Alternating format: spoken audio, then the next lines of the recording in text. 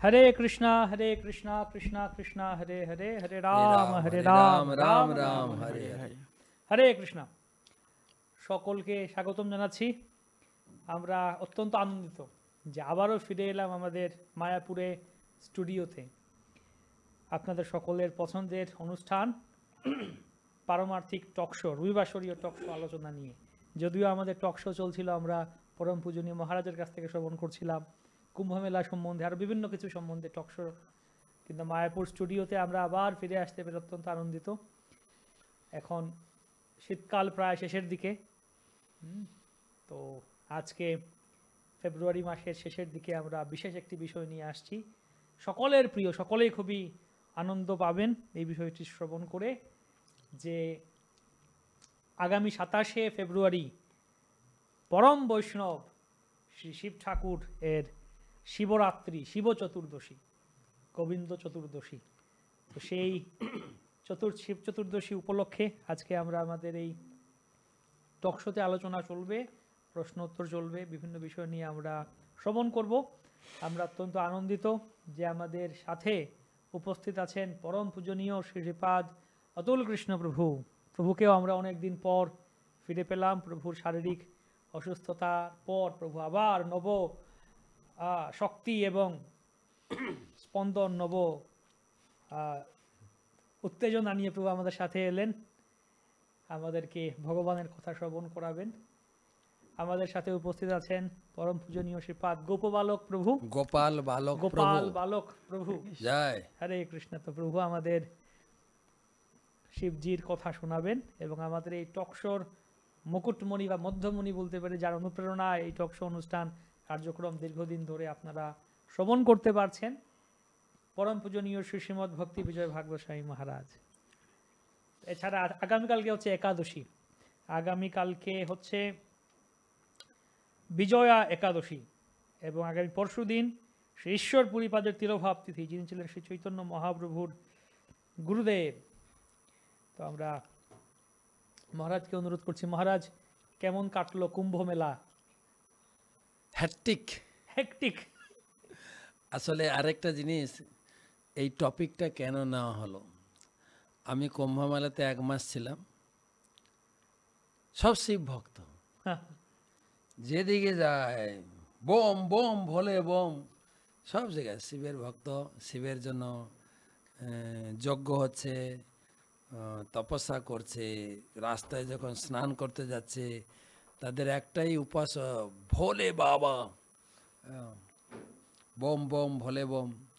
তো সেই জন্য আসলে আমরা বলে শিবের নিয়ে একটু আলোচনা করি। মোটামুটি শিবেরই বাজার ছিল, এখন শিবের বাজার চলছে, তো সেই জন্য শিব ঠাকুর নিয়ে একটু আলোচনা করি।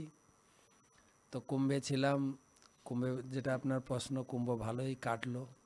সত্যি আমার খুব ভালো লেগেছিল, আসতে ইচ্ছা করছিল না, এত সুন্দর পরিবেশ।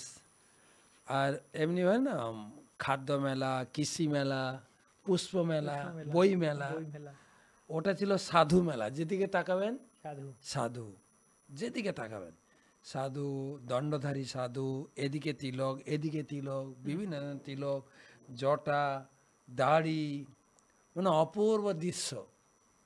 বিভিন্ন যে সমস্ত সাধু কোথায় জঙ্গলে গুফাতে থাকতো, যাদের দর্শন পাওয়া দুর্লভ, সব কুম্ভমেলা স্নানের জন্য এসছেন। নিজস্ব তাদের শিষ্য শিষ্যা বা তাদের সব পরিপাটি নিয়ে পুরো একদম টেন্ট বানিয়ে, ক্যাম্প বানিয়ে তারা সেখানে প্রতিদিন তপস্যা করতেন। কোথাও রামায়ণ পাঠ হচ্ছে, কোথাও যজ্ঞ হচ্ছে, কোথাও রামচরিত মানস পাঠ হচ্ছে, কোথায় ভাগবত পাঠ হচ্ছে, কোথায় মানে কোথাও না কিছু, কোথাও বেদ পাঠ হচ্ছে। মানে চারিদিকে কান পাতলেই যেন একটা মানে দিব্য জগতে এসে গেছি, দিব্য জগতে। একদম আকাশ, এই এই এই স্তর, পৃথিবী, সব জায়গায় যেন একটাই ভাইব্রেশন। কোথায় রাম কথা হচ্ছে, কোথাও ভাগবত কথা হচ্ছে, কোথাও কৃষ্ণ কথা। কোথাও আমি যে ক্যাম্পে ছিলাম, আমাদের ইস্কন ক্যাম্পে, প্রতিদিন বিকালে একটা গ্রুপ মাতাজি, তারা অষ্টোত্তর শতনাম পাঠ করতাম। এখানে আবার লোক কোথা থেকে এলো? যখন কৃষ্ণ কি ছিল, জন্ম নিল দেবকীর উদরে। দেবকী উদরে, ওই সব সুন্দর পাঠ করছে। আর কখনো কখনো সকালে উঠে ময়ূরের ডাক শুনতাম, তো অপূর্ব একটা অনুভূতি। আরেকটা দেখতাম সবার একটা ধার্মিক ভাব, কিছু দেওয়ার ভাব। কেউ কোনো আশ্রমের সামনে সকাল থেকে সারাদিন ছোলা সিদ্ধ বিতরণ করছে, কোথাও চা বিস্কুট দিচ্ছে, আচ্ছা। ফ্রি যতবার খাও। কোথাও দিচ্ছে পুরি সবজি, পুরি আর বোঁদে, কোথাও চিড়ের পোলাও। মানে সব জায়গায় কেউ না কেউ, কেউ এসে আপনাকে শুধু তিলক করে দিচ্ছে। আপনি স্নান করে উঠবেন, আপনার মাথায় সুন্দর তিলক করে দেবে। এবারে আপনি কিছু দক্ষিণা দিলেন। হ্যাঁ, কেউ ব্যারেল নিয়ে ঘুরছে, আপনি জল নিয়ে যাবেন, ব্যারেল নেন। কেউ দেখছি যে রাস্তা দিয়ে আমরা যাচ্ছিলাম, ঠিক সঙ্গমে পৌঁছানো বিভিন্ন গেট বানিয়েছিল, গেটের কাছে নিজস্ব মাইক বক্স নিয়ে, ভাইয়া রাম রাম বলো, রাম রাম বলো, রাম রাম, সবাইকে রাম রাম বলাছে, সবাইকে। আমাদের ক্যাম্পে ছিল প্রসাদ বিতরণ, প্রতিদিন 1 লক্ষ লোকে প্রসাদ খাওয়াতাম। তারপরে প্রসাদ খাইয়ে আমরা একটা হলে বসিয়ে জব করাতাম, মালা দিতাম, জব করতো। তার যদি জব করে ভালো লাগে সে ফর্ম ফিল আপ করতো, প্রমিস করতো, আমার সারা জীবন আমি 1-2 মালা জব করব। তাকে একটা জপমালা ফ্রি, জপমালা ব্যাগ দিয়ে দিতেই আছে। আমরা প্রতিদিন প্রায় 400, কোনোদিন 600, কোনোদিন 300 মালা বিতরণ হয়েছে। একজন ছিল মালা দান করেছে, যত মালা লাগবে আমি দেব। আর একটা হেডেক হয়ে গেছিল, ইস্কনে গেলে জপের মালা পাওয়া যাচ্ছে, জপের মালা নিতে আসতো। একজন লোক প্রতিদিন 1 লক্ষ লোকের প্রসাদ স্পন্সর করেছেন, আদানি। হ্যাঁ, প্রতিদিন 1 লক্ষ লোককে খাওয়াবেন। উনি গল্ফ কার, ওই ব্যাটারি গাড়ি, উনি 216টা ব্যাটারি গাড়ি দিয়েছে, যে হাঁটতে পারছে না তাদের নিয়ে ফ্রি। ইস্কনকে দিয়েছিল 48টা, আর বাকি রাস্তায় ঘুরছিল। মানে প্রত্যেকের হৃদয়ে একটা সেবা করার ভাব, এবং সবাই সবার কারোর সঙ্গে একটা দ্বন্দ্ব বা এরকম কিছু নাই। সবাই এক জায়গায় স্নান করছি, ছেলে মেয়ে, ব্রহ্মচারী, গৃহস্থ, সন্ন্যাসী, সবাই যে যার, মানে একটা দেহ স্মৃতি ভুলে গেছে সবাই, কারোর প্রতি নজর দেওয়া এরকম কিছু নেই। আমার এত ভালো লাগছিল।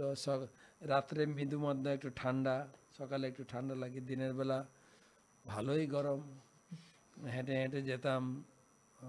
এমনি রেগুলার হাঁটা ছিল আমাদের, যেতে আসতে 7 কিলোমিটার।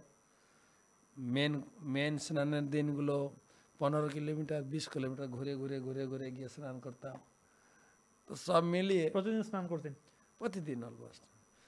তো সঙ্গমে এদিকে গঙ্গা, এদিকে যমুনা ধাক্কা মারছে, দুজনে ধাক্কা মারছে, নিচ থেকে সরস্বতী আসছে। তো এই জলের হালকা হালকা শীত, সকালে জলটা গরম, দিনের বেলা জলটা ঠান্ডা, মানে সব কিছু একটা পজিটিভ রেসপন্স পাওয়া গেছে। বাচ্চা থেকে যে কোনোদিন জলে নামেনি, সেও জল থেকে উঠছে না। আর এইটুকু জল, ডুবে যাওয়ার ভয় নেই, মরে যাওয়ার ভয় নেই। পুলিশ আছে, গার্ড, ওর বেশি যেতে দিচ্ছে না, ঘিরে দেওয়া আছে। একদম নির্ভয়ে সবাই স্নান করছে। আর বাচ্চাদের কি আনন্দ! বললাম না, যে কখনো জলে নামেনি সেও জল থেকে উঠতে চাইছে না। আর ওখানেই সেলফি তোলা, ওখানে ভিডিও করা, ওখানেই সব। খুব সুন্দর একটা অনুভূতি।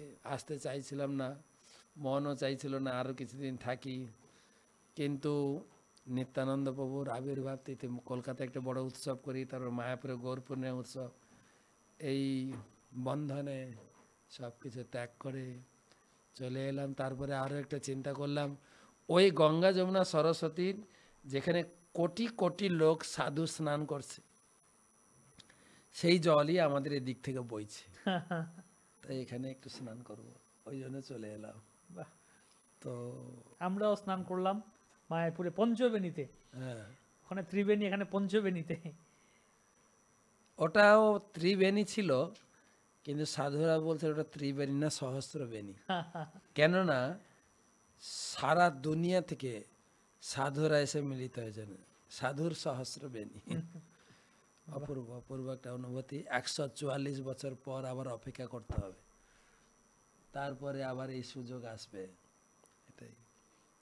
তো যাই হোক, আমাদের মোটামুটি এই এটা আজকে হয়ে গেল 23 তারিখ না, কত তারিখ? 23 তারিখ আজকে, হ্যাঁ 23 তারিখ।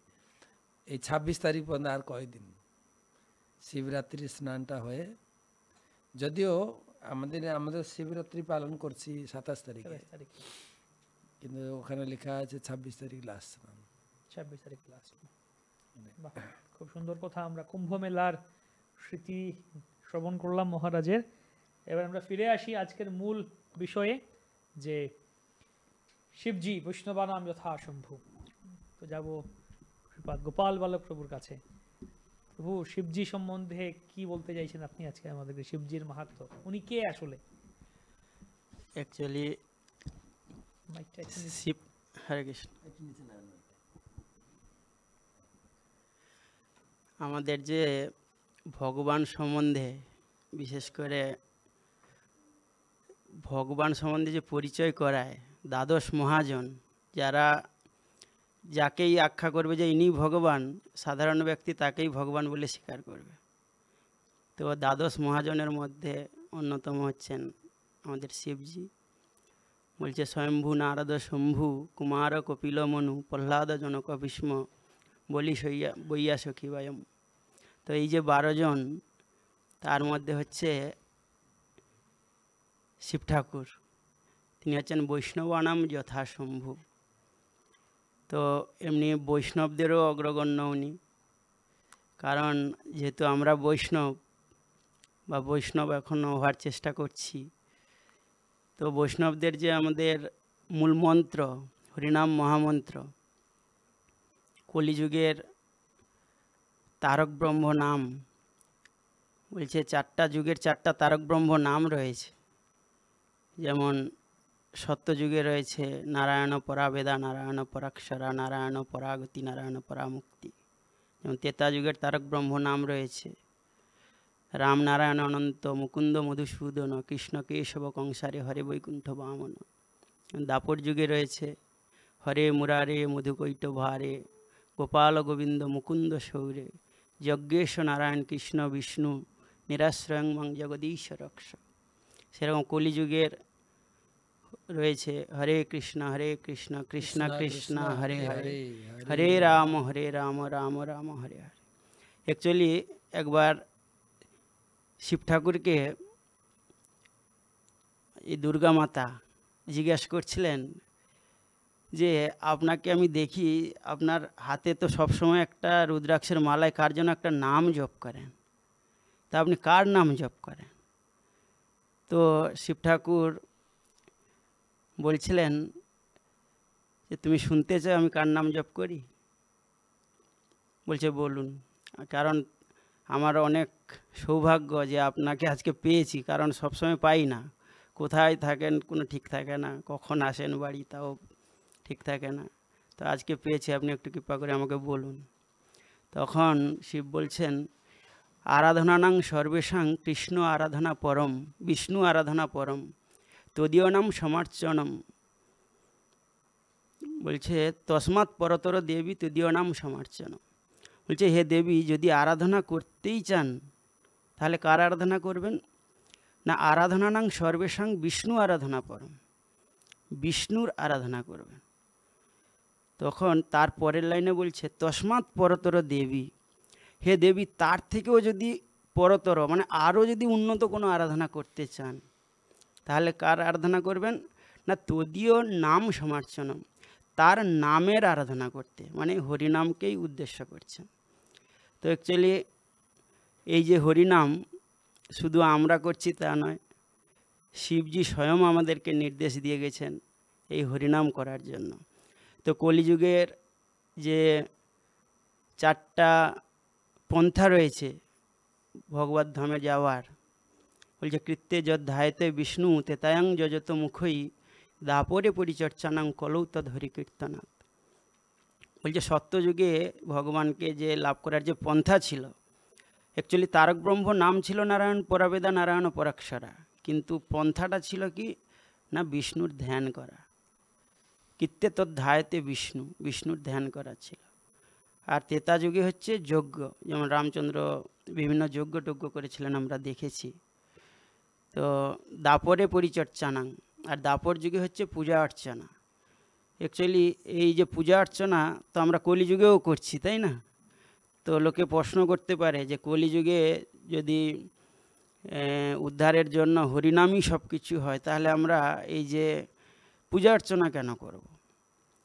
তো ছোট্ট একটা উদাহরণ দিলে বোঝা যাবে যে যখন একটা কোনো ফ্যান চলে, সেই ফ্যানটা যখন আমরা সুইচ অফ করি তো হঠাৎ করে বন্ধ হয়ে যায় না, তার কিছুটা রেস্ট থাকে। তো সেরকম এই কলিযুগটা সবে শুরু হয়েছে, কলৌ প্রথম সন্ধ্যায়াং, এটা কলিযুগের প্রথম সন্ধ্যা। তো দাপর যুগ সবে শেষ হয়েছে, তো দাপর যুগের সুইচটা সবে অফ হয়েছে, কিন্তু তার যে রেস, কারণ দাপর যুগে হচ্ছে পূজা অর্চনা, সেই পূজা অর্চনার রেসটা কলিযুগে এখনও চলছে।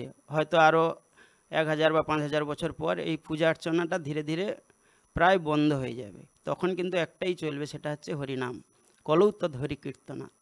কলিযুগে তখন এই হরিনামটাই চলবে। আর যে শিক্ষা দ্বাদশ মহাজনের অন্যতম আমাদের এই শিব ঠাকুর, উনিও পার্বতীকে এই নির্দেশ দিয়ে গেছেন। তো আমরা যেহেতু বৈষ্ণব, আর এই বৈষ্ণবদের অগ্রগণ্য শিব ঠাকুর, তিনি নির্দেশ দিয়ে গেছেন, সুতরাং এটাও আমাদের পালন করা উচিত।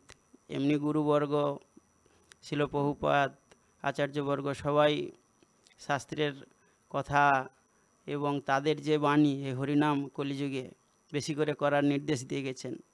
তো আমরা শিব ঠাকুরের এই নির্দেশটা পালন করার চেষ্টা করব। হরে কৃষ্ণ। বাহ, এমনি ব্রহ্মা বেদে, বিশেষ করে ব্রহ্ম সংহিতাতেও তিনি নিজে দিয়ে গেছেন সিদ্ধান্ত, ক্ষীরম যথা দধি বিকার বিশেষ যোগাত সঞ্জায়তে নহি তত পৃথগস্তি হেত চ সম্ভূতামপি তথা সমুপৈতি কার্যাৎ গোবিন্দম আদি পুরুষম তমহং ভজামি। ব্রহ্মা বলছেন গোবিন্দ স্বয়ং, তিনি শম্ভুরূপে জগতে প্রকাশিত। যখন জগতে সৃষ্টি কার্য করার প্রয়োজন হয়, তখন গোবিন্দ এই শিবকে দিয়ে জগতে সৃষ্টি করেন। তিনি গোবিন্দ নিজে সম্ভূত্ব প্রাপ্ত হয়ে পার্বতীর সঙ্গে মিলিত হয়ে জগৎ সৃষ্টি করেন। তো ব্রহ্মা বলছেন যে দুধ থেকে দই না যথা বিশেষ যোগাত, ক্ষীরং যথা, ক্ষীরং যথা, ক্ষীর দুধ যেরকম দইতে পরিণত হয়। তো শিব আর ভগবানের মধ্যে একদিক থেকে কোনো পার্থক্য নেই, কিন্তু যদি বলা হয় দুধ থেকে দই হয়, দই থেকে আবার দুধ হয় না। মানে শিব তত্ত্ব ভগবানের সমান সমান নয়, অচিন্ত্য ভেদাভেদ তত্ত্ব। তো শিবের মানে অনেক গভীর এবং মাধুর্য তত্ত্ব শিব ভগবান। শিব একধারে তিনি ব্রহ্মার থেকেও বড়, তিনি কৈলাসে আছেন, যে কৈলাস ধাম জড় জগতের উপরে, চিন্ময় ধামের নিচে। তো অনেক গভীর তত্ত্ব, গভীর তত্ত্ব। হ্যাঁ। আমরা যাব শ্রীপাদ অতুল কৃষ্ণ প্রভুর কাছে, যে শিবজি সম্বন্ধে, শিবজির লীলা একটু অদ্ভুত। ওনাকে বৈষ্ণব আমরা বলি, বৈষ্ণব মহাব, বৈষ্ণব শুনলাম, বৈষ্ণব নাম যথাসম্ভব। কিন্তু আমরা যেরকম বৈষ্ণবের পোশাক পরে আছি, শিবজির পোশাক বা তার বাহ্যিক আচরণ একটু অন্যরকম মনে হয়। তো কীভাবে আমরা বুঝবো সেটা? একবার আমি জননিবাস প্রভু কাছ থেকে এখানে মায়াপুর চন্দ্রোদয় মন্দিরে প্রধান পূজারী জননিবাস প্রভু শিল প্রভুপাদের শিষ্য, ওনার কাছে একবার আমি জিজ্ঞাসা করলাম, আমরা শুনি যে বৈষ্ণবানাম যথা শম্ভু, সমস্ত বৈষ্ণব সমাজের মধ্যে শিব ঠাকুর মহাদেব উনি প্রবীণ, উনি শ্রেষ্ঠ, উনি কেন বৈষ্ণব তিলক পড়েন না জননিবাস প্রভু উনি বলেছেন ওনা পোশাক উনি পড়েন প্রচার জন্য প্রচার ওনার প্রচারের উনি প্রচারে যাচ্ছেন সেভাবে সেই জন্য ওভাবে পোশাক পরেন খুব সুন্দর শিব ঠাকুরের মহিমার বর্ণনা হচ্ছে ভাগবতে চতুর্থ স্কন্ধ সেখানে দক্ষ যজ্ঞ এবং দক্ষ প্রজাপতি দক্ষ উনি অপমান করলেন শিব ঠাকুরকে দক্ষায়ানী প্রজাপতি দক্ষর মেয়ে শিব পার্বতী দক্ষায়ানী এবং যখন দক্ষ প্রজাপতি দক্ষ উনি যজ্ঞ স্থানে প্রবেশ করলেন তখন সব ওখানে উপস্থিত ছিলেন সবাই বিভিন্ন দেবদেবীরা এবং মুনি ঋষিরা সবাই উঠিয়েছেন প্রজাপতি দক্ষ সম্মান করার জন্য তবু শিব ঠাকুর উনি উঠিনি এবং প্রজাপতি দক্ষ অপমান করলেন কি আমি তোমার শ্বশুর আমাকে সম্মান করছে না কেন তখন খুব সুন্দর ফিলসফি মহাদেব শিব ঠাকুর যিনি ছিলেন যথার্থলমূলা নিষেচনেনা তৃপ্যন্তি তৎস্কন্দ ভুজা পোশাকাহ যেভাবে আমরা গাছ জল দেয় আমরা পাতা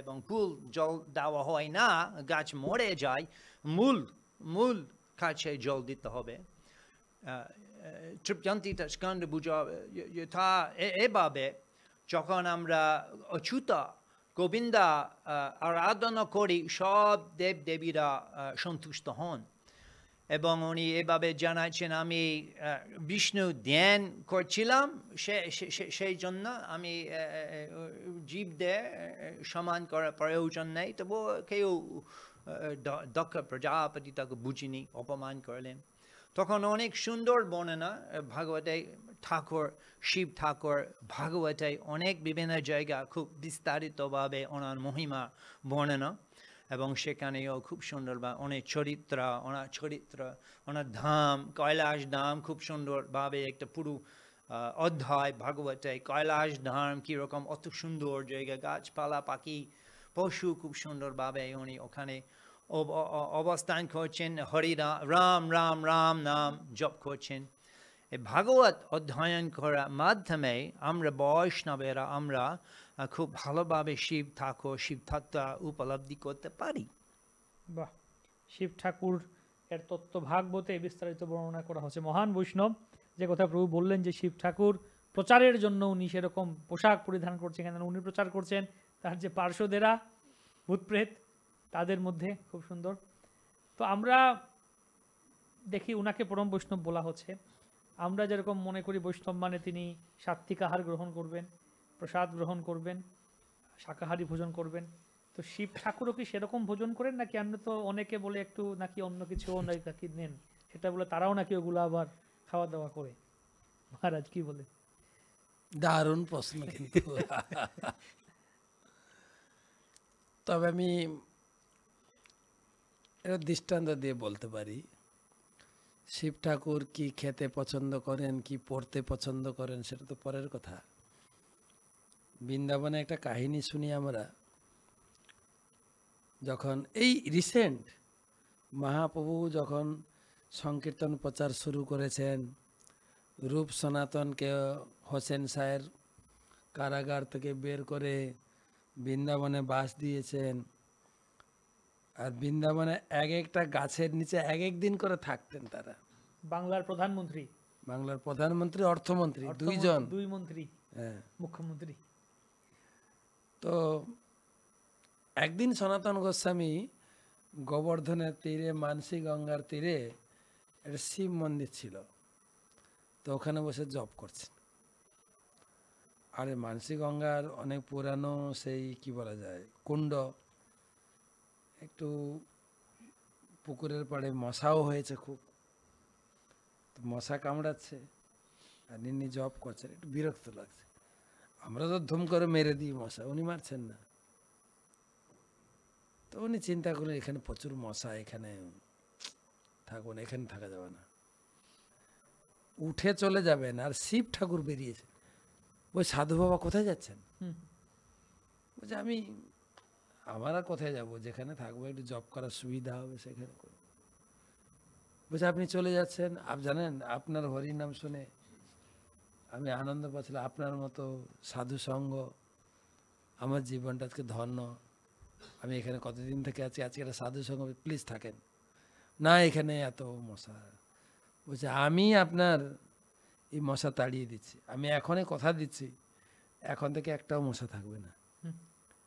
তো শিব ঠাকুর কি পছন্দ করতেন, এখান থেকে কিছুটা আঁচ পাচ্ছেন মনে হয় নাকি? অবশ্যই। তো আপনি বসুন, জব করুন, আপনার মুখের জব আমি একটু শুনি মন দিয়ে, কি তৃপ্তি, কি আনন্দ হরিনামে। তো এই ছিল শিবের আচার ব্যবহার। ইনি ওনার দুটো রোল, যেটা বলেন না প্রচার, একটা বাইরের লোকে দেখাচ্ছেন, কেন তার একটা ডিউটি, তিনি হচ্ছেন তমগুণের অধিকর্তা। তিনটে গুণ, সত্যগুণের অধিকর্তা বিষ্ণু ঠাকুর, রজগুণের ব্রহ্মা, তিনি তমগুণী লোকদেরকে কন্ট্রোল করে। এবার তমগুণী লোকদেরকে কন্ট্রোল করতে গেলে কি করতে হবে? যেরকম সিআইডি আছে না, সিআইডি লোক কখনো কখনো ছদ্মবেশে পাগল ভিখারি বানিয়ে লোক ধরে না, শিবের রোল তাই। তিনি একদম তমগুণী লোকের মতো হয়ে যান, জটা মোটা রেখে, ছাই ভস্য মেখে, কি বলে আপনার গাঁজা। তো উনি নিজে এসব গাঁজা টাজা খান কিনা কে জানে, কিন্তু তমগুণের লোকেরা শিবের নাম করে, শিবকে অফারিং করে গাঁজা খাচ্ছেন, বাবার প্রসাদ।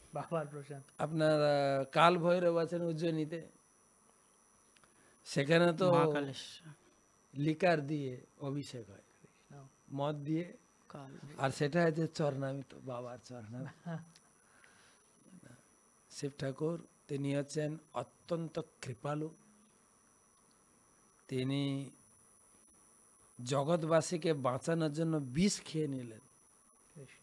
এই কুম্ভেতে আমরা ছিলাম, খুব মনে পড়তো শিব ঠাকুর যখন ভগবান কৃষ্ণ দেবতা ও অসুরদের মধ্যে একটা সমঝোতা করার জন্য বললেন, যে দেবতাদের পক্ষে ছিলেন ভগবান, বললেন অসুরদের সঙ্গে টাই আপ করে তোমরা সমুদ্র মন্থন করো, আর আমি অসুরদেরকে বঞ্চনা করে তোমাদেরকেই অমৃত পান করাবো। তো কিন্তু অমৃত উঠার আগে একদম জহর বিষ গলগল করে উঠতে শুরু করেছে, আর সেই বিষের যে রিয়াকশন, কি বলা যায়, তেজ অ্যাকশন, এই অ্যাকশনে যেন সারা ব্রহ্মাণ্ড পুড়তে শুরু করেছে। দেবতারা বলছে আরে অমৃত খাবো কি, এখনই বিষের কি বলে, এই গরমে আমরা সব পুড়ে মারা যাবো, হলাহল বিষ। তখন ভগবান এসে বললেন এই বিষকে কাউকে তো গ্রহণ করতে হবে। আর দেবতারা চিন্তা করেন একটা লোকই গ্রহণ করতে পারে, সে কে? দয়ার সাগর শিব ঠাকুর। তিনি অত্যন্ত করুণাময়, জগৎ জীবের জন্য যা দরকার, ঠিক আছে। দেবতারা আবেদন করলেন, মহাদেব বিষের জ্বালাতে আমাদের জীবন প্রায় যায়, আপনি বিষ পান করে আমাদেরকে রক্ষা। দেখেন দেবতাদের বুদ্ধি, আপনি বিষ খেয়ে মরুন, আমরা থাকি। শিব তো সাধারণ ব্যক্তি না, বলে ঠিক আছে অসুবিধা নেই, পুরো বিষ কণ্ঠে ধারণ করলেন। আর বিষের যে অ্যাকশন, কণ্ঠ পুড়ে যায়, নীল হয়ে গেল, নীলকণ্ঠ না। তো সেই হচ্ছে শিব ঠাকুর। হয়তো তিনি গাঁজাও খেতে পারেন, বিষও খেতে পারেন, মদ খেতে পারেন, সে কেবল জগতের মঙ্গলের জন্য, উনি নিজের জন্য না। ওনার এই পোশাক পরিচ্ছদ, কোন একজন মহাত্মা বলছিলেন যে শিব ঠাকুর এত দয়ার পাত্র, লোকে শুধু চাইতেই থাকে, আর বিরক্ত হয়ে ভজন করতে পারে না, তাই তিনি শ্মশানে গিয়ে বসে, যেখানে সাধারণ লোক ভয়ে শ্মশানে যাবে না, ওখানে বসে নাম জপ করে। এ হচ্ছে ওনার স্থিতি।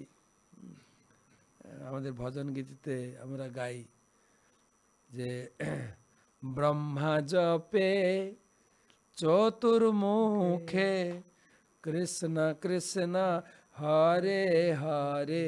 ব্রহ্মা 4টা মুখ দিয়ে কৃষ্ণ নাম জপ করছে, মহাদেব পঞ্চমুখে রাম রাম হরে হরে।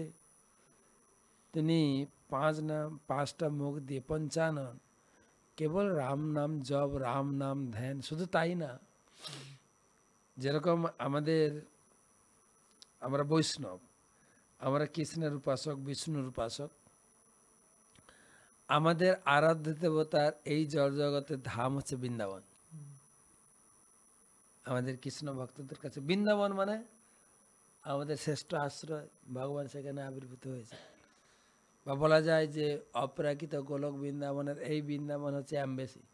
এখানে আপনি ভিসার স্ট্যাম্প পেলে গোলক বৃন্দাবনে যেতে পারেন। ঠিক সেই রকম শিবেরও একটা অ্যাম্বাসি আছে এই জগতে, সেটা হচ্ছে কাশী বিশ্বনাথ। কাশী বিশ্বনাথ সেখানে থাকেন, এবং ওটা হচ্ছে সপ্ত মুক্তি তীর্থের মধ্যে একটা, সপ্তপুরীর মধ্যে একটা। সেই জন্য আগেকার দিনের লোক যারা জমিদার, যারা রাজা মন্ত্রী, তাদের জীবনে তাদের কর্তব্য বা রাজকার্য শেষ করে এক প্রকার বানপ্রস্থ নিয়ে কাশীধামে চলে গিয়ে মন্দিরের আশেপাশে কুটির করে বা ছোট ঘর বানিয়ে গঙ্গার তীরে বসে শিব নাম জপ, শিব ধ্যান, শিবের তপস্যা করে জীবন কাটিয়েছে। আর যখন কেউ মারা যেত, বয়স হয়েছে, মারা গেছে, ঠিক মারা যাওয়ার পূর্ব মুহূর্তে শিব গিয়ে তার কানের কাছে তারক ব্রহ্ম নাম দান করতেন। এখনো আছে মণিকর্ণিকার ঘাট। হ্যাঁ, তিনি সেই যে ব্যক্তি এই জগৎ ছেড়ে চলে যাচ্ছেন তার কানে তারক ব্রহ্ম নাম দান করেন। এই হচ্ছে শিবের স্থিতি। সাধারণ লোক জানে না, তারা মনে করে আমরা বৈষ্ণব ও শিব, এরকম না। অনেক লোক মনে করে এই বৈষ্ণবদের সঙ্গে, শৈবদের সঙ্গে, শাক্তদের সঙ্গে একটা বিতর্ক। কিন্তু আমরা জানি, যারা এই তত্ত্বটা ভালো জানেন, তাদের ক্ষেত্রে কোনো মতভেদ নেই। এমনকি আমাদের অনেক বৈষ্ণব, যারা জননী বাসুর কথা বললেন, তিনি তো রাধা মাধবকে নিবেদিত প্রসাদ দিয়ে শিবকে ভোগ নিবেদন করেন। বা আপনার পুরীতে যেটা জগন্নাথকে ভোগ লাগানোর আগে ভোগ লাগানোর পরে প্রসাদ, সেই প্রসাদ শিব পার্বতীর কাছে যাবে, তারপরে হবে মহাপ্রসাদ। তো তত্ত্বগতটা ভালো করে জানতে হবে, তা না হলে শিব বড় না, কৃষ্ণ বড় না, শিব ভক্ত ছোট, আমরা বড় না, এরা বড় না, আমরা ওইরকম। তো যথেষ্টভাবে তত্ত্ব বিচার করলে দেখা যায় শিব হচ্ছেন মহাজন। মহাজন জানেন তো? মহাজন এই জগতে যাদের টাকা পয়সা থাকে তারা লোককে ধার দেয় কিছু সুদ নিয়ে। অনেক লোক ব্যাংকে লোন নিতে পারে না, তাদের কাছ থেকে নেয়। ঠিক সেই রকম আমরা যারা ভক্তি করছি, শিব যদি কৃপা করে আমাদেরকে কৃষ্ণ ভক্তি লোন দেন, তবে আমরা ভক্তি করে কৃষ্ণকে পাবো, নাহলে পাবো না। কিন্তু এই হচ্ছে স্থিতি। তাই প্রত্যেক ধামে, নবদ্বীপ বলুন, বৃন্দাবন বলুন, অযোধ্যা বলুন, সব জায়গায় শিব রয়েছেন।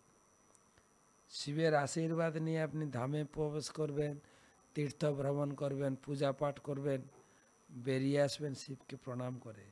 ধামে এতদিন ছিলাম, যদি অপরাধ হয়ে থাকে ক্ষমা করবেন। শিব কৃপা করলে আপনি কৃষ্ণ ভক্তি পাবেন, না পাবেন। প্রত্যেক বৈষ্ণবের এটা অনুভব করা উচিত। তার মানে আমরা বুঝতে পারলাম শিব কখনো গাঁজা খান না, উনি খান জগন্নাথের খাজা। ওনার খাজা পছন্দ, গাঁজা নয়। যদি খেতে চান খাজা খান জগন্নাথের। জগন্নাথ তিনি অনেক কান্নাকাটি করেছেন যখন বানাসুরের সঙ্গে যুদ্ধ হচ্ছিল, যেটা কাহিনী দেখা যায়। বানাসুর হচ্ছেন, আপনি ভাগবতে পাবেন, তেজপুরে আসামে যুদ্ধ হয়েছে। বানাসুরের কাহিনী আপনি ভাগবতে পাবেন। যখন লড়াই হচ্ছে, বানাসুর ছিল শিবের ভক্ত। শিবের ভক্ত শুধু না, শিব পার্সোনালি তাকে পাশুপত অস্ত্র দিয়েছিলেন। তারই তো 1000 হাত ছিল, হ্যাঁ, সহস্রবাহু। তো একটা গর্ব অহংকার ছিল, কিন্তু তার মেয়েটা কৃষ্ণ পরিবারের একটা ছেলের পাল্লায় পড়েছে, দুজনের ভালোবাসা হয়ে গেছে। কি নাম জানো? উষা। উষা হচ্ছে মেয়েটার নাম, হ্যাঁ, আর অনিরুদ্ধ। অনিরুদ্ধ। বাস কিভাবে কিভাবে তাদের ভিতরে এক প্রকার বিয়োগ আর রাক্ষস বিবাহ হয়েও গেছে, কিন্তু ওর একটা অহংকার ছিল, তো আমার মেয়ে। হ্যাঁ, তখন ওই জামাইটাকে আটকে রাখলো, এই নিয়ে ঝগড়া শুরু হলো।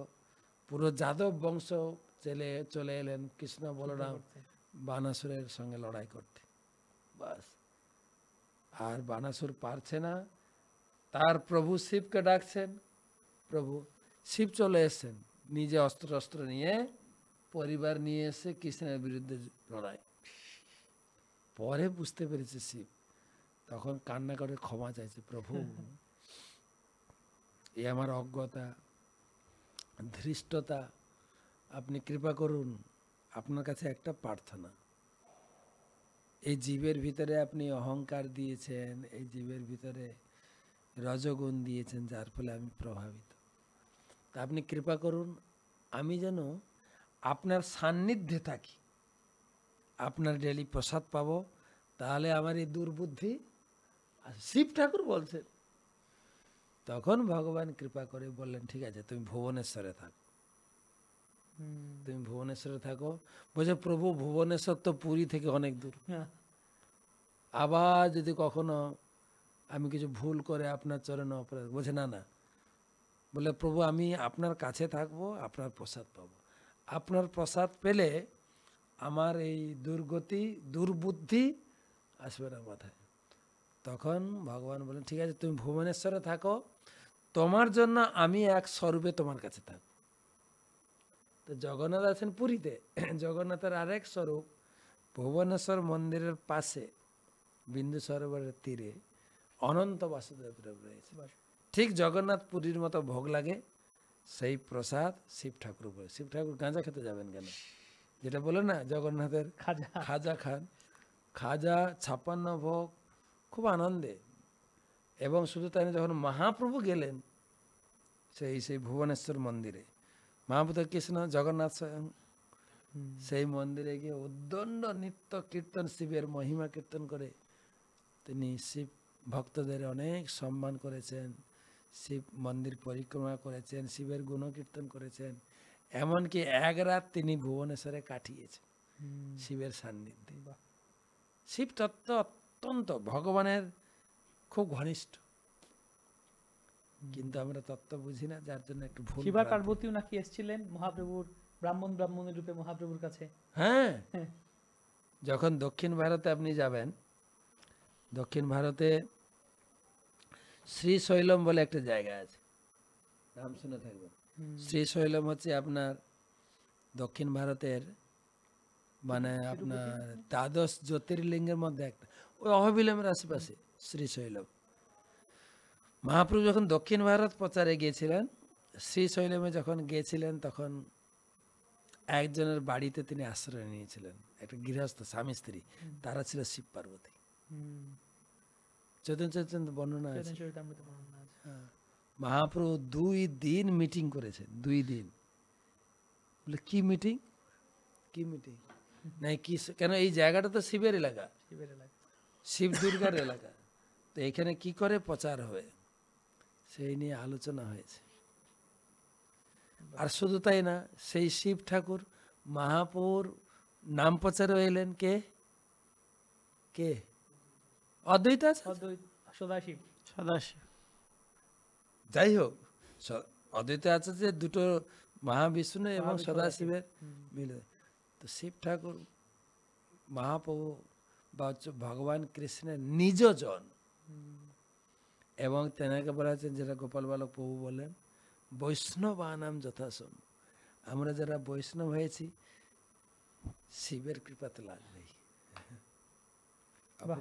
শিবের অপূর্ব কথা শুনলাম, শিব ঠাকুর কি পছন্দ করেন শুনলাম। আমরা যাবো শিব অতুল কৃষ্ণ প্রভুর কাছে, যে আমরা দেখতে পাই এখনো আমরা যে মহারাজ কুম্ভের কথা বললেন, ভারতেও আছে শিবের ভক্ত অনেক আছেন, মানে বিদেশেও দেখতে পারি, অনেক বিদেশ থেকেও লোকেরা আসেন, তারা ভারতীয় কালচার জানেন, মানে শিবকে জানেন, মানে ভারত মানে শিবজির স্থান। বিদেশে অনেক জায়গায় শিবের তাদের উপাসনা আছে।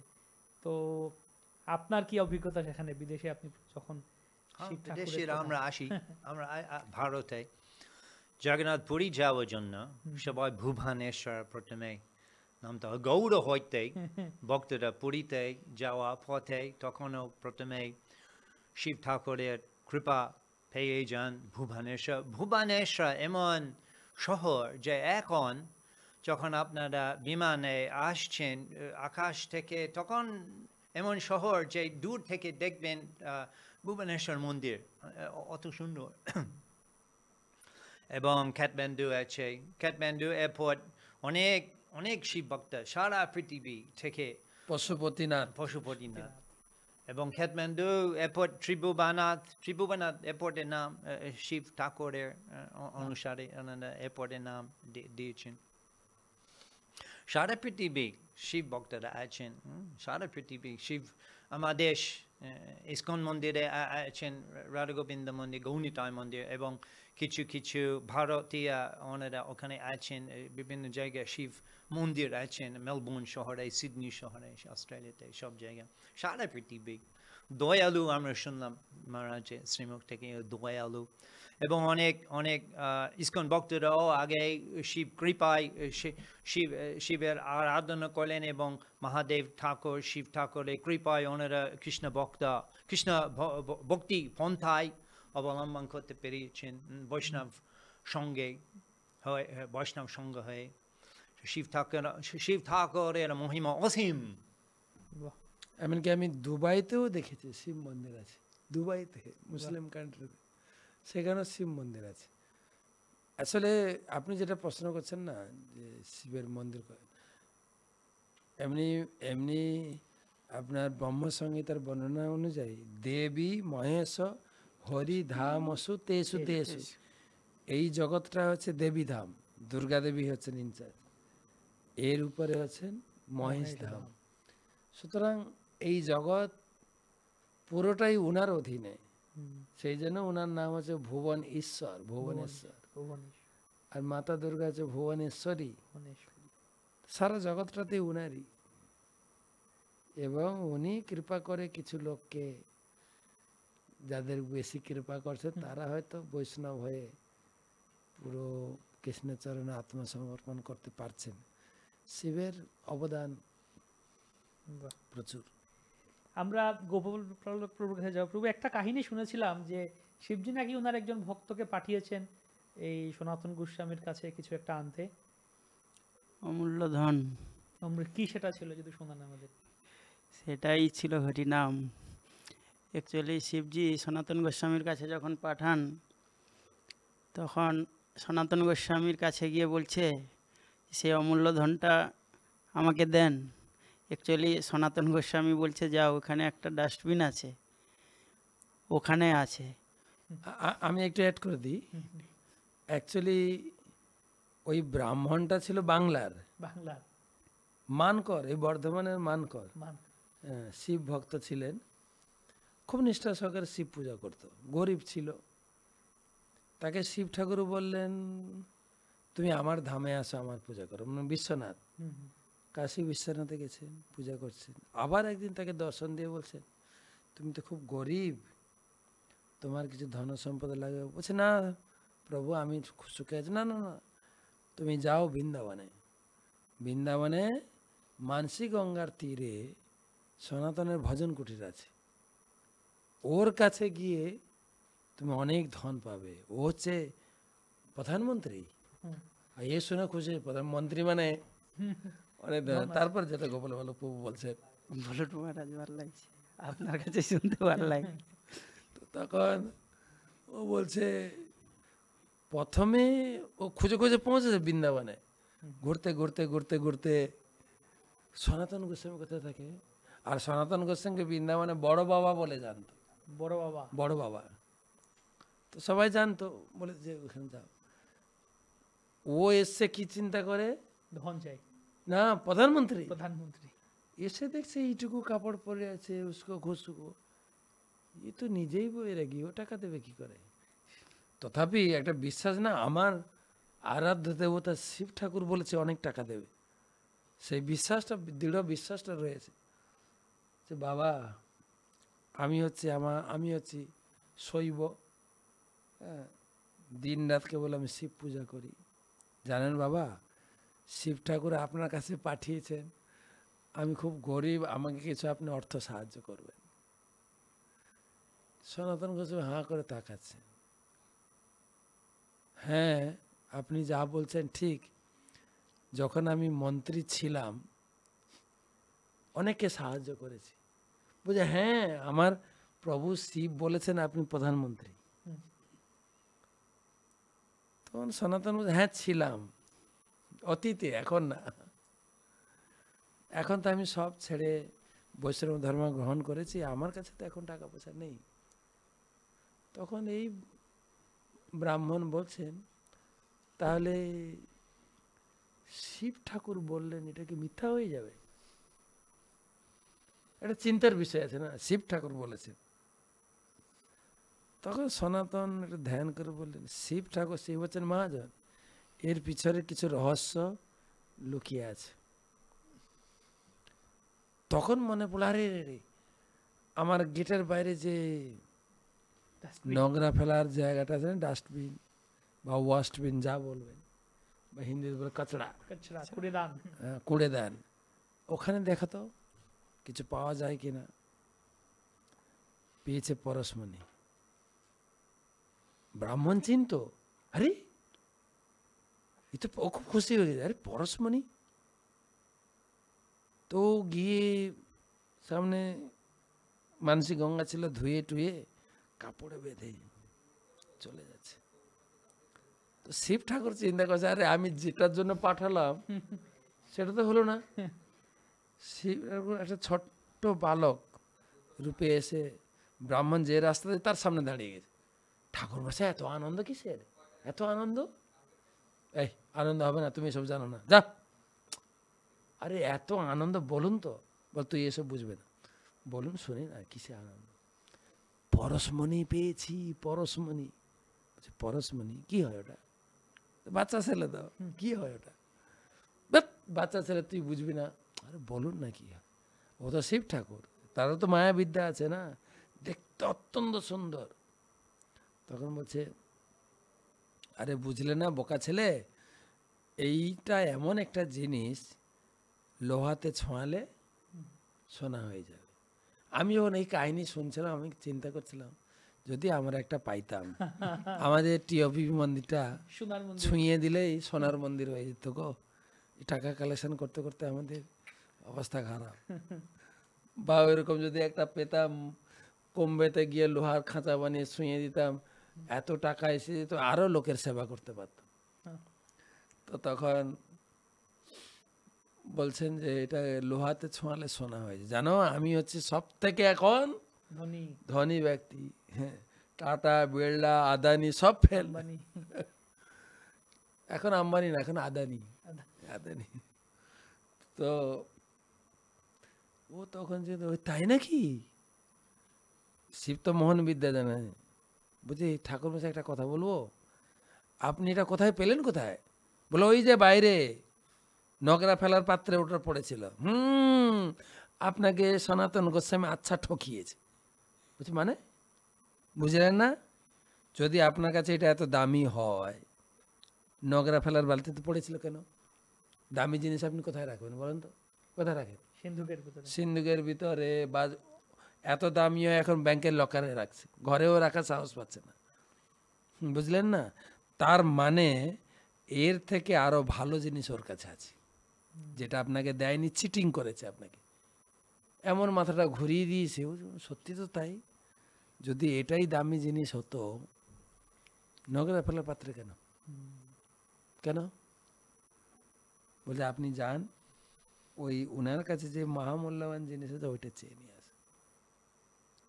তখন এ ঘুরে গিয়ে ব্রাহ্মণ আবার গিয়ে কি বলছেন, আচ্ছা সাধু বাবা আমাকে চিটিং করলেন কেন? বলে আমি চিটিং করলাম, বলে হ্যাঁ। বলে, কি চিটিং করলাম? শোনো, সাধু মহাত্মারা কাউকে চিটিং করে না, কিন্তু সাধু মহাত্মা সব প্যাচে কথা কয়, সুচতুর হয়ে তা বুঝে নিতে হয়। তা আমি কি চিটিং করেছি? বলছে এই যে পরশমণিটা, এটার ভিতরে আবার চিটিং কি আছে? না, এটা তো নোংরা ফেলার পাত্রে পড়েছিল, এর থেকে আরো ভালো জিনিস আপনার কাছে কি আছে ওটাই দিন। বলছে ও তাই? আর শোনো, কাজ করো, সামনে যাও, যমুনাতে এটা ফেলে দিয়ে স্নান করে আসো, নতুন কাপড় পরো, তারপরে তিলক করো, আচমন করো, তারপর ওই জিনিসটা তোমাকে দেব।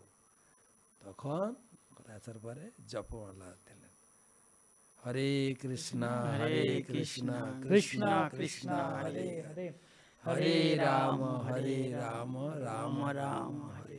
বলে ওটা ছিল পরশমণি, এটা চিন্তামণি। ওটা তো ছোঁয়ালে শোনা হবে, এটা চিন্তা করলে তুমি ভগবত ধামে যাবে। এই হচ্ছে শিবের মহিমা। তিনি যে কাকে কি দিতে চান, তিনি কৃপা করলে কৃষ্ণ ভক্তি দান করতে পারেন। সেই তার ভক্তের প্রতি এত সন্তুষ্ট ছিল যে একে আমি সেই কৃষ্ণ ভক্তি দান করব সনাতনকে দিয়ে, তাই তিনি পেলেন। বাহ, চিন্তামণি যারা লাভ করতে চান তারা শিবের কাছে চিন্তামণি চাইবেন, হরিনাম চিন্তামণি। এই শিব চতুর্দশীর দিন আপনি যান, পাশাপাশি শিব মন্দির থাকলে আপনি অভিষেক করবেন, শিবের কাছে প্রার্থনা করবেন। যারা আমরা বৈষ্ণব আছি, আমরা যেন ভালো করে নাম জপ করতে পারি, নামের প্রতি ভাগবতের প্রতি রুচি জাগ্রত হয়, গুরু বৈষ্ণবের প্রতি যেন শ্রদ্ধা জাগ্রত হয়, তিনি এটাই দান করবেন। খুব সুন্দর কথা। তো আমরা এখন বসে আছি মায়াপুর ধামে, তো আমরা দেখি মহারাজ এখানে একজন শিব আছেন যিনি নাকি হাঁসের উপরে বসে আছেন, সেটা আবার কেমন কথা? আমরা তো জানি শিব তিনি নন্দী বৃষের উপরে বসে থাকেন, হাঁসের উপরে কেন শিব বসে আছেন? প্রভু আমি অনেকগুলো কাহিনী বলেছি। হ্যাঁ, প্রভু যদি বলেন হাঁসের উপরে কেন শিব বসে আছেন? প্রভু বলো না গোপাল বলো, প্রভু বলো। মহারাজের শ্রীমুখ থেকে শুনতে এত ভালো লাগে, মানে এই কাহিনীগুলো আমরা জানলেও কিন্তু মহারাজ এত সুন্দর সাজিয়ে গুছিয়ে বলে। আমি সাজিয়ে গুছিয়ে কোথায় বললাম? যেটা কাহিনী কিন্তু খুব সুন্দর লাগে মহারাজের জীবনটা। না, আপনি ওই কি বলে হংসবাহন শিব সম্বন্ধে হংসবাহন মহারাজ, ওটাও আপনার মুখ থেকেই ভালো লাগে। আমি পরিক্রমাতে আপনার কাছ থেকে শুনেছিলাম যে এত সুন্দর লাগে, ওটা আপনার কাছ থেকেই ভালো লাগবে মহারাজ। আপনারা কিছু অ্যাকচুয়ালি কৃষ্ণ কথা তো শিবের কাছেই চাইতে হয়, কারণ শিব প্রণাম মন্ত্রে আমরা জানি, ওহে দয়াময় শিব, ওহে ক্ষেত্রপাল শিব তুমি দয়াময়, কৃষ্ণ ভক্তি দেহ মরে হইয়া সদা। সবাই আপনারা একবার বলুন তো, যারা যারা ক্লাস শুনছে, ওহে ক্ষেত্রপাল শিব, ক্ষেত্রপাল শিব তুমি দয়াময়, তুমি দয়াময়, কৃষ্ণ ভক্তি দেহ মরে, কৃষ্ণ ভক্তি দেহ মরে হইয়া সদয়। হইয়া সদা। মানে আমার কৃষ্ণ ভক্তি পাওয়ার বা কৃষ্ণ ভক্তি করার যোগ্যতা নাই, আপনি কৃপা করে আমাকে কৃষ্ণ ভক্তি দিন, তাহলে সম্ভব। হ্যাঁ, অ্যাকচুয়ালি শিব যদিও ভগবানেরই অবতারই, মানে ভগবানের যে মুখ্য প্রথম যে 6 অবতার, বিশেষ করে পুরুষ অবতার, গুণা অবতার, লীলা অবতার, যুগা অবতার, মন্বন্তর অবতার আর শক্তাবেশ অবতার, এই যে 6 অবতারের মধ্যে যে গুণা অবতার, সেটা হচ্ছে ব্রহ্মা বিষ্ণু আর মহেশ্বর। মহারাজ যদিও বলছেন, তো শিবকে অ্যাকচুয়ালি আলাদা কোনো তত্ত্ব আমরা বিচার করলে হবে না, কারণ তিনি ভগবানেরই গুণা অবতার। তিনি বিশেষ করে তমগুণটা দেখেন। অ্যাকচুয়ালি আমরা দিনটাকে যদি 3 ভাগে ভাগ করি, বিশেষ করে সকালের দিকটা সত্যগুণ, যেটা বিষ্ণু দ্বারা পরিচালিত হয়। দেখবেন বিষ্ণু সাধারণত সাত্ত্বিক থাকে, মানে সত্যগুণের, তো এই জন্য দেখবেন সকালে সাধারণত আমরা সত্যগুণটাকে বেশি পছন্দ করি। খাবার দাবার যা কিছু একটু মানে হালকা খাবার, ফ্রুট এইসব।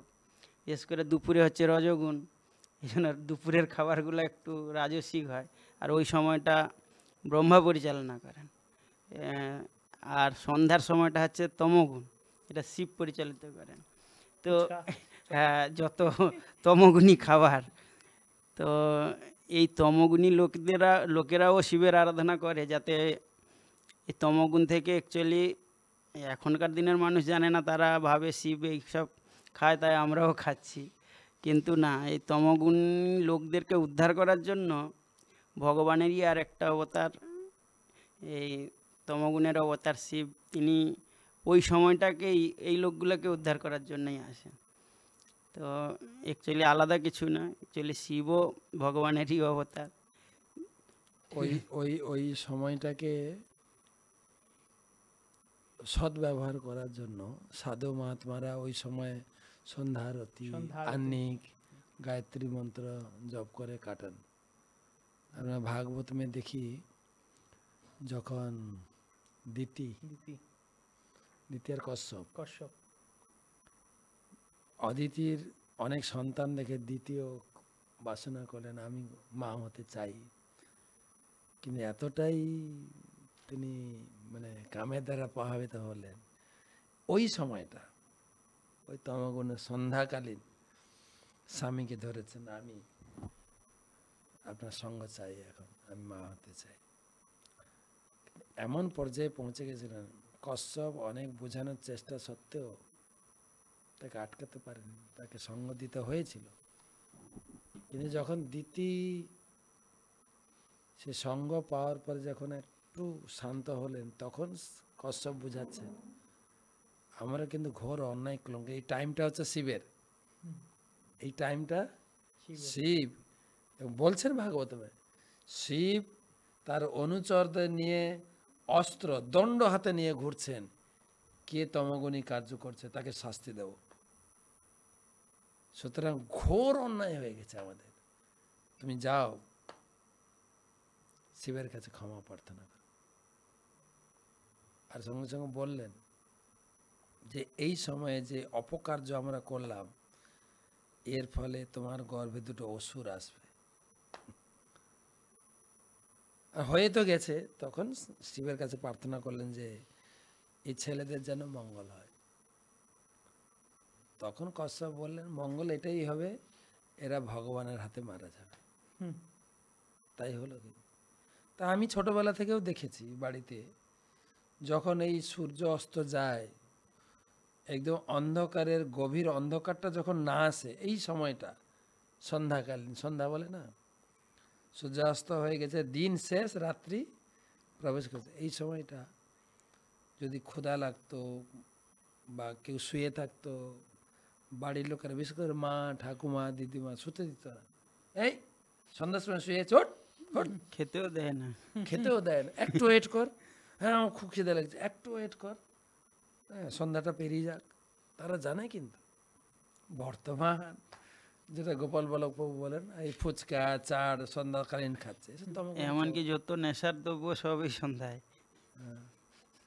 এটা একটু বিচার করতে হবে। কিন্তু আগেকার দিনের লোক অত তত্ত্ব কথা না জানলেও তাদের ভিতরে একটা এই জিনিসগুলো অটোমেটিক, তারা বড় বড় কি বলা যায়, বাড়ির পরিবারের সিনিয়র সদস্যরা শুনে শুনে তারা এইটা পুরো তত্ত্ব না জানলেও পালন করতেন।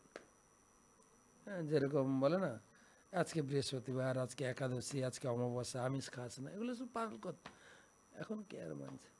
তো সেই জন্য সন্ধ্যাকালীন এইসব কাজগুলো এড়িয়ে যেতে হবে। এড়িয়ে গিয়ে সন্ধ্যাকালীন আমাদের এই পারমার্থিক কাজের মাধ্যমে, ধরুন আপনি জপ করুন, সন্ধ্যা আরতি করুন, বা যারা ব্রাহ্মণ দীক্ষিত আহ্নিক গায়ত্রী করে, এই টাইমটাকে ব্যবহার করে শিব খুব সন্তুষ্ট হয়ে আশীর্বাদ দেবে। আমাদের কাহিনী তো রয়ে গেল মহারাজ, হাঁসের পিঠে শিব। মহারাজ বললেন, মহারাজ অতুল কৃষ্ণ বলবেন না, না अंशवाहन হ্যাঁ বলুন বলুন। গৌড় ভগবত শ্রবণ করতে মহাদেব শিব ঠাকুর খুব আগ্রহী, এবং উনি কৈলাস থেকে আসছেন এবং তাড়াতাড়ি আসতে চেয়েছেন, সেই জন্য নন্দী অত তাড়াতাড়ি যায় না, এবং উনি ভাবছেন আমি ব্রহ্মাজি বাহন হংস নিয়ে যাব, এবং উনি খুব তাড়াতাড়ি এসেছেন ব্রহ্মাজি হংসা উপরে, এবং এখানে নবদ্বীপ ধামে উপস্থিত হয়ে সেখানে গৌর ভগবত শ্রবণ করলেন। এখনো আপনারা আসবেন নবদ্বীপ মণ্ডল পরিক্রমা, হরি তখন বল। তবে সেটা। আপনারা মহারাজের সঙ্গে তখন আপনারা হংস বাহনে গিয়ে সেই বিগ্রহ এখনো আছেন, দেখবেন শিব ঠাকুর হংস উপরে উপস্থিত, ওখানে আরাধনা হয়, আপনারা ওখানে গিয়েও আমরা পুজো করতে পারি। হ্যাঁ, হংস বাগানের কথাটা প্রভু যেটা বললেন ওটা আরো বিস্তারিতভাবে ওই সময় শোনা, হ্যাঁ ওই সময় কেননা শোনা আজকে কত তারিখ হলো? আজকে হচ্ছে 23 তারিখ। 23 তারিখ। তাহলে পরে কারণ 2 তারিখ থেকে পরিক্রমা শুরু হয়ে যাচ্ছে, পরে আর 7 দিন পরিক্রমার ভিতরে একটু এই কাহিনীগুলো শোনাই, হংস বাহনের কাহিনী, অনেক শিবের অনেক কাহিনী, অনেক। আর মহারাজের শ্রীকণ্ঠ থেকে হংসবাহনের কাহিনী শুনলে মানে মন জুড়িয়ে যাবে। তো এই নবদ্বীপ পরিক্রমা ও শিবের অনেক, সীমন্ত দেবে শিবের কাহিনী, গোদ্রুম বেলপুকুরে বেলপুকুরে, হ্যাঁ। বেলপুকুরের শিবের কাহিনী, সীমন্ত দ্বীপে যেটা রাজাপুর রাজাপুরের মন্দির শিবের সেটাও শিবের কাহিনী, রুদ্রদ্বীপে রুদ্রদ্বীপে, মধ্যদ্বীপে যেটা হংসবাহন, তো সব জায়গায় জড়িয়ে আছেন শিব শিব শিব, কত শুনবেন। তো মূল কথা হচ্ছে হরিহর ক্ষেত্র, কয়েকটা হরিহর ক্ষেত্র, কয়েকটা লীলা আমরা শ্রবণ করলাম। মহাবারাণসী। শুধু কৃষ্ণ লীলা নয়, শুধু মহাপ্রভু লীলা নয়, রামলীলাও, সে রামেশ্বরম, শিবের নিজে নাম ধারণ, দ্বাদশ জ্যোতির্লিঙ্গের ভিতরে নাম নিয়েছেন রামেশ রামেশ্বরম, শিবের নাম। শিবের নাম। কেন তিনি রাম নাম কীর্তন করেন?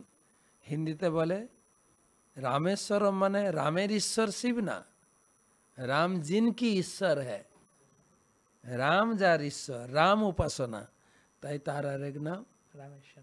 রামেশ্বরম। তো তার স্থিতি অনেক উপরে। একটা লীলা দেখা যায়, ভগবান রামচন্দ্র যখন সীতা হরণ হয়ে গেল ডঙ্ক বনে, ভগবান রামচন্দ্র সীতার বিরহে আকুলভাবে কাঞ্চন আর ঘুরছেন, সীতে সীতে সীতে, লতা পাতা গাছপালা পশু পাখিকে জড়িয়ে বলে বলছে, তো তো তুমি কি আমার সীতাকে দেখেছো? তো ওই বনে শিব পার্বতী ছিলেন। তখন সীতা প্রভুকে জিজ্ঞাসা, আচ্ছা এই লোকটি কে? চিনতে পারছো না? আমাদের আরাধ্য দেবতা, আমার প্রভু। হ্যাঁ, এটা হয়? এটা সাধারণ লোকের মতো বউ হারিয়ে গেছে, কান্না করছে, সে কি করে ভগবান? তিনি তো অন্তর্যামী, তিনি জানেন না তার স্ত্রী কোথায় আছে? আমি মানতে পারলাম না যে ইনি আমার আরাধ্য দেবতা, আমি মানতে পারলাম না।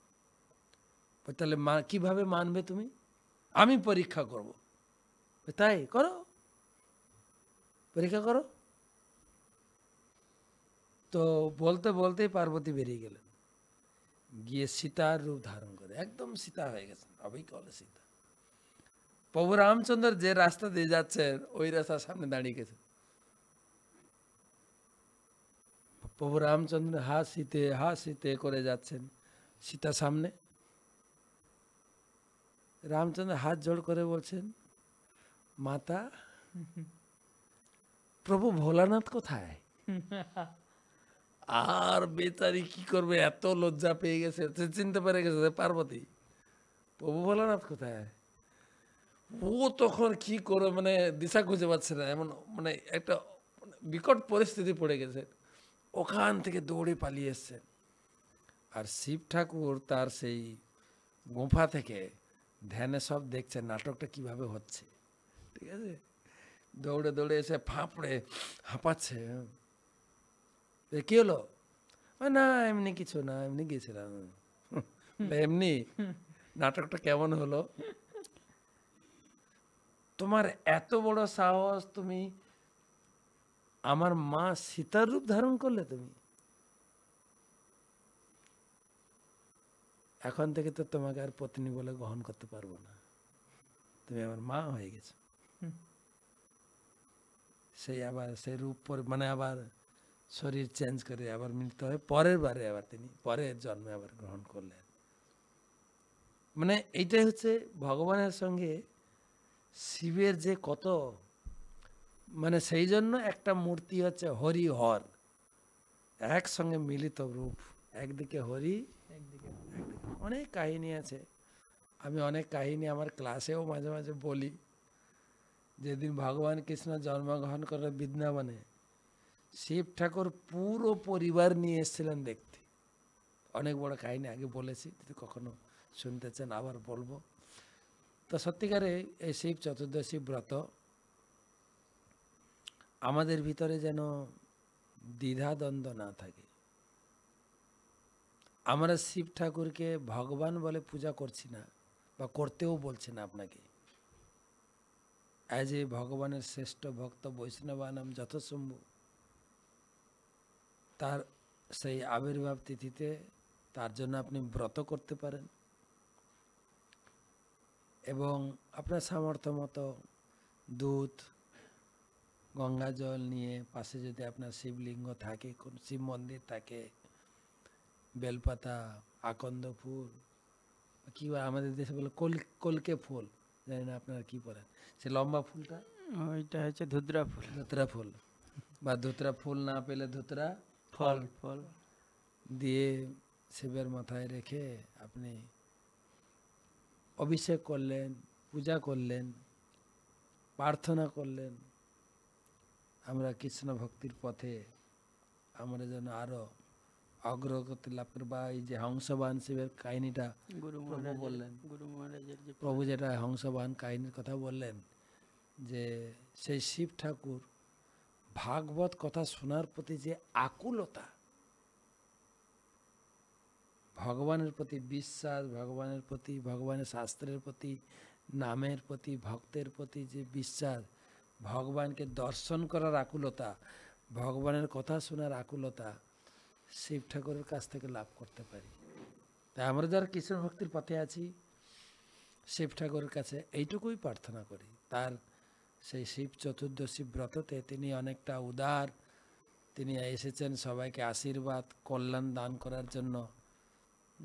যে যা প্রার্থনা করবেন, আমাদের প্রার্থনা এটাই, কৃষ্ণ ভক্তির পথে, নামের প্রতি, ভাগবতের প্রতি, শাস্ত্রের প্রতি, সাধুর প্রতি যেন আমার বিশ্বাস এবং রুচি জাগ্রত হয়, এটুকু প্রার্থনা করতে পারি।